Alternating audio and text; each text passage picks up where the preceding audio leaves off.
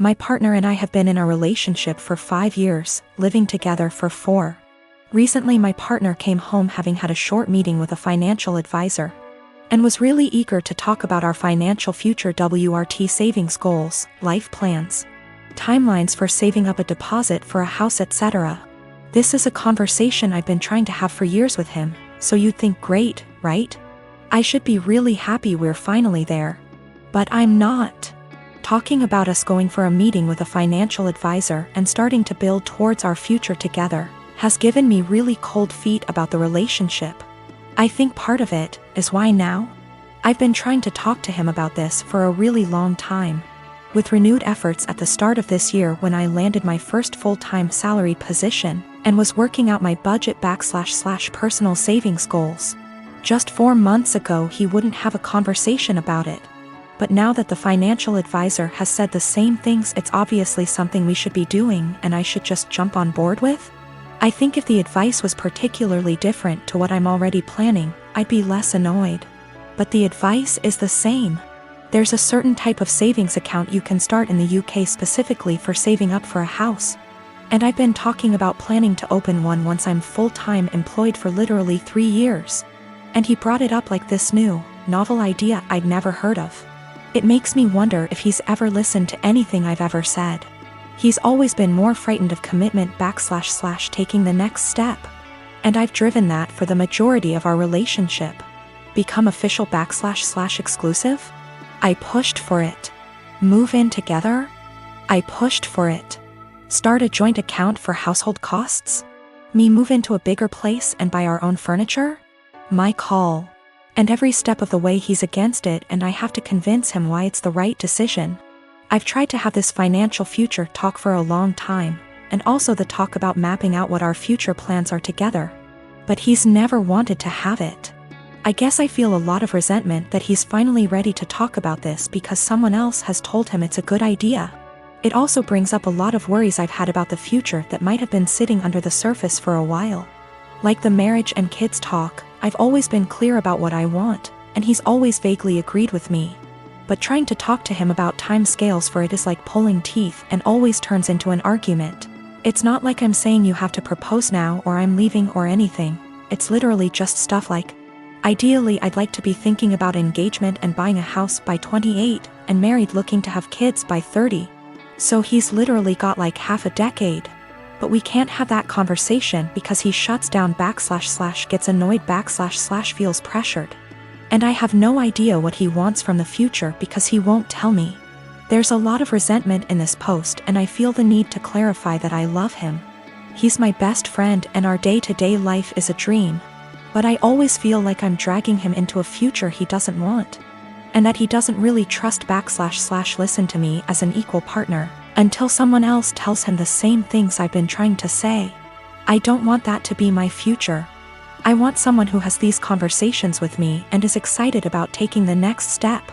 This feels like it has been one of the biggest underlying issues in our relationship that we've never been able to address. He doesn't ever really seem to listen to / consider me and often prioritizes his relationships with others. It's like he's expecting that I'll always just be there until he's ready, and that's not a very nice feeling to have. I'm not really sure where to go from here. I guess my big question is how do I move past this resentment into a productive conversation about goals / expectations. I would like to be excited that he's finally ready to take this step together, but I just feel annoyed and uncertain. I would also like to address the issues of not feeling like a priority once and for all, since previous attempts haven't been successful. So I suppose my other question is how do I make our communication better so that we can actually talk about these things and come up with a plan to fix them? University is starting back soon, so many of my friends started moving back to town. I am 17 female, live in a house with 5 friends. I wasn't born in the UK but moved here with my parents when I was 17. We come from another European country, so I speak my native language, English, which is far from perfect. I've been learning Spanish and English since I was little and my Spanish is better than my English. I don't have an obvious accent in English, people just assume that I am Canadian. We had a small party on Saturday and one friend brought his new girlfriend, Jess. Jess 20, and she's the reason why I am posting here. Jess made sure to let everyone know that she's a polyglot and speaks multiple languages. I was obviously impressed. I study modern languages, meaning that I'm learning Italian and German on top of Spanish. And obviously I asked what languages she speaks: Spanish, Japanese, Arabic, my native language, German, Korean, and French. I told her how impressed I was and carried on with my evening. I had a short phone call with my mom, whom I obviously speak to in my native tongue, and I went out of the house to talk to her. Jess was out in the garden and heard my conversation, and she corrected me on my pronunciation. I told her that she was in the wrong, and she insisted that she knows better. I didn't fancy getting into any arguments, so I ignored her and went back inside saying whatever. Later, I bumped my head and swore loudly in Spanish. I tend to code switch a lot when drunk, and she corrected my pronunciation, which was funny because it was her who was incorrect. I ignored her again. A while later I wanted my friend, who is from Spain, to hand me something, but I forgot how it's called in English. So I said, "Hand me Spanish word, please," knowing my friend would understand. Jess decided to correct me again, using completely incorrect word. My friend and I looked at each other, and me being drunk, I lost any self-control I had. I spoke to Jess in Spanish, asking her what the hell she thinks she's doing. And she looked at me, telling me that my Spanish was so wrong that she didn't understand a word. It wasn't, but okay. So I told her the same thing in my native tongue, to which she replied with the same thing. I laughed at her and told her it's my native language and she really shouldn't lie about being a polyglot and correcting people when she doesn't actually speak those languages. She was fuming. She tried to grab her boyfriend's hand and leave with him, but he was too drunk to care and just said, "Told you to stop lying."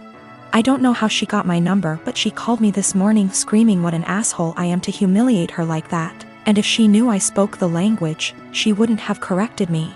I do feel bad now. I realize how humiliating this must have been for her, but on the other hand, she shouldn't have been lying.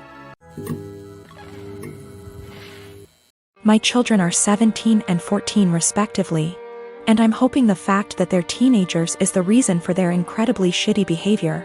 My husband, before he met me, had a wife and a newborn baby that passed away in Canada due to hazardous road conditions that resulted in a 4-car smash-up. No one was at fault. It was a horrific disaster. And my husband was devastated as a result and fell into alcoholism to cope. I had my own trauma from the past, and similarly turned to alcoholism to cope. It was at an AA meeting where we met, 20 years ago almost to the day now. And we slowly started to heal together here in the US. I have always been incredibly respectful of my husband's last wife and child. I like to joke that I'm keeping her seat warm until my husband enters heaven. I've had too much loss and hurt in my life to feel jealousy like this. And I am so damaged that I just feel lucky that I got to actually feel love in this world, and that my husband could open his beautiful heart to me. We had 2 children, 2 sons. We'd never told them about my husband's wife or baby, because it's a part of my husband's life that he keeps under lock and key. He has never healed from his grief, and therapy etc. has helped him only to a degree. My mother-in-law told the kids this Sunday gone, as she decided it was time for them to know. She didn't consult us before telling them, and certainly didn't do it in our presence. Since then my sons have been making the most disgusting dead baby jokes. They've been prodding their dad, asking why we'd never told them. And instead of approaching the topic with respect, they're acting like we've kept a secret affair family from them or something. My 14Y//0 went on to say to me in private, thank goodness, not in front of his father, that he was glad my husband's previous family was dead. I broke and yelled at him, and told him it was the most disgusting thing I'd ever heard him say. I asked where his anger was coming from, and he burst forth that we were shitty parents for keeping secrets. He told me that it made so much sense why we were abnormal, why we don't drink, why we are so boring and quiet, why my husband is panicky around roads, etc. The 2 are pretty heartbroken, and I feel like we have just destroyed a part of our children's lives as a result of us staying quiet. I am hurting, my husband is grieving all over again, and I don't know how to proceed. I have and will always reiterate to our kids that they are loved, but this behavior seems so overreactive for the news. My ex Rose and I have a son, Jason. He is 15 years old. We broke up when Jason was 5. Rose has Jason on weekends. Rose married her now husband when Jason was 10. Her husband has 2 children, they are 17 and 16 and live full-time with them. Jason has a few chores when he's with them and easily takes care of them, while his step-siblings don't do theirs and Rose take care of them. This has been the only point of contention between our son and her. He has talked with her and even went to therapy. It was when Jason was 12 when we switched days. We stayed like that for a year and a half, but since things never really got better, we went back to our initial agreement. The situation is still the same, and a year ago Jason came to me complaining about it. I had run out of things to say to him when it comes to this subject, so I threw almost the same pep talk my old man said to me when I was about the same age as him. I told him that I understand that it sucks. While they can't do anything, you can do everything. You can cook, clean, do well in school, drive, handle your own money, and you even know how to handle the bills, and I'm not counting the things you've learned from your grandparents and your uncle. I can send you to live alone right now like my old man did with me, an inside joke. And I wouldn't worry, because even if you don't know how to do them, you take the time to learn. You are already ahead of many kids your age, even ahead of some adults. Do your part, and as long as she doesn't make you do their chores, let your mother take care of it. Just focus on spending time with her the way you've been doing so far. The world is going to hit your step-siblings hard one day. Jason took it well, and things have been going well until yesterday. He went out with his mother, and when they returned, they found their house a complete mess. I don't know what they did, but it was bad enough that Rose snapped and finally forced them to clean the house. The kids tried to get Jason to help them because they were struggling, but he refused, claiming it wasn't his mess. They kept nagging him, and Jason told them that I was right, they are really useless. His mother asked him if I really said that. He said I didn't, but it can be summed like that. He called me at night telling me that he probably got me in trouble and explained the situation.